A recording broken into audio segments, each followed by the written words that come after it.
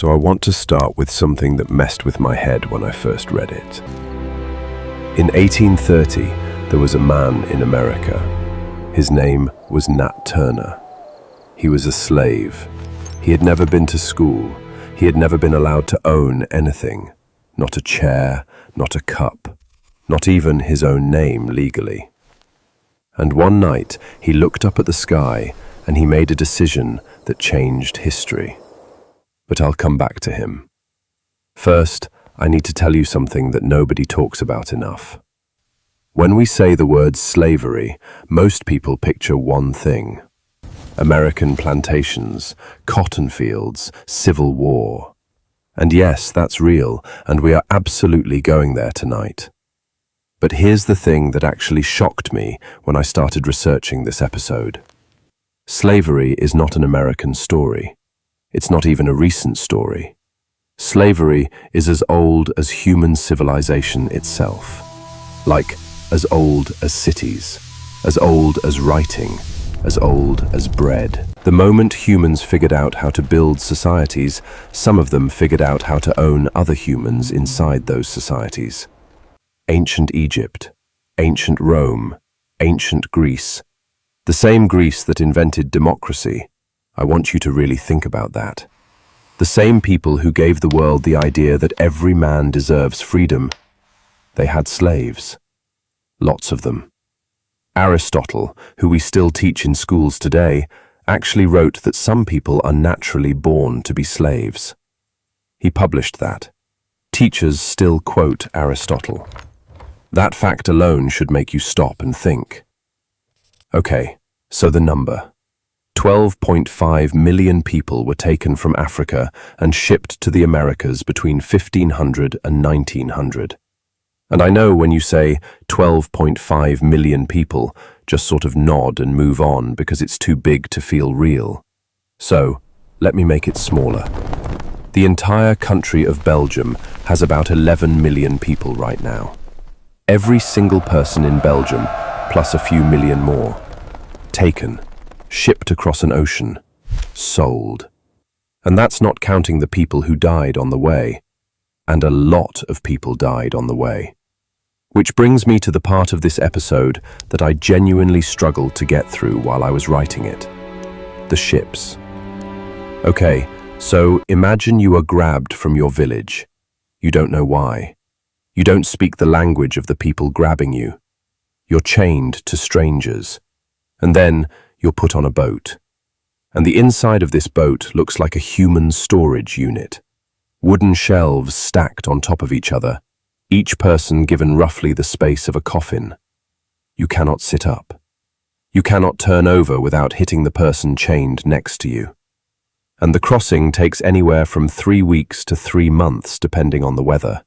No bathroom, no fresh air, disease spreading everywhere within days. And here's the part that I have to just say plainly because there's no gentle way to put it. The ship captains wrote in their own logbooks, their own records, that between 10 and 20% of people died on every single voyage before reaching land. Bodies were thrown into the ocean, and there are historical records of sharks following slave ships across the Atlantic because they learned that the ships meant food. I'll just let that sit there for a second. Now here's a fact that I think is genuinely one of the most shocking things I found while researching this.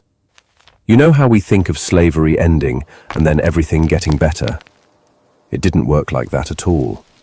After America abolished slavery in 1865, there was something called sharecropping, which sounds kind of harmless, right? Sharing crops? What it actually was this.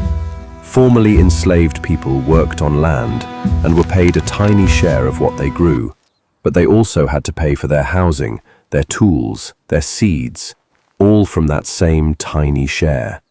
And the prices were set by the landowner, so the debt was always bigger than the earnings. It was literally impossible to ever pay it off.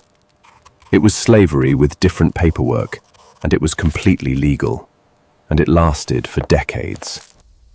And then there's Haiti, and this is the part that made me genuinely angry when I read it. In 1791, enslaved people in Haiti decided they were done.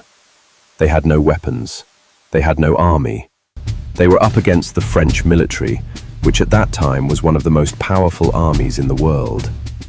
And they won. The only successful slave revolution in all of human history.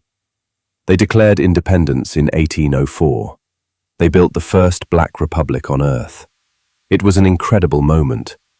And then France said, and I am not making this up, France said, "Okay, you're free now, but you have to pay us back for the slaves we lost."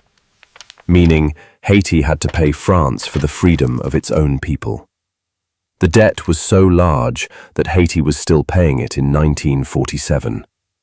1947, the year my grandfather was born. This is not ancient history.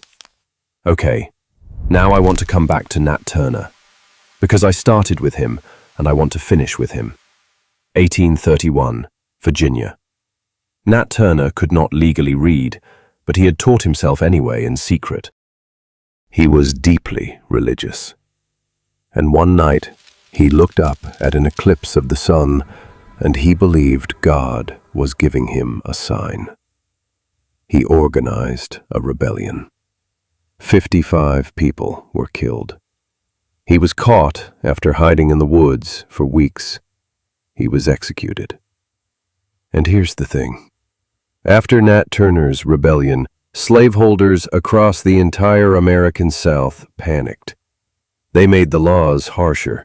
They made the restrictions tighter. They were terrified. And that tells you everything you need to know. Because terrified people are not terrified of passive victims. Nat Turner, with no weapons, no legal rights, no property, no freedom, scared an entire system of power so badly that they rewrote their laws overnight. There's one more thing I want to tell you, and then I'll let you go. There was a man, I'm not going to say his name, I want you to look him up. A formerly enslaved man who became a famous writer and speaker. And he wrote, decades after gaining his freedom, that sometimes he would hear a piece of music that reminded him of his mother's voice, and he would have to leave the room. This was a free man, a respected, published, successful free man, still leaving rooms.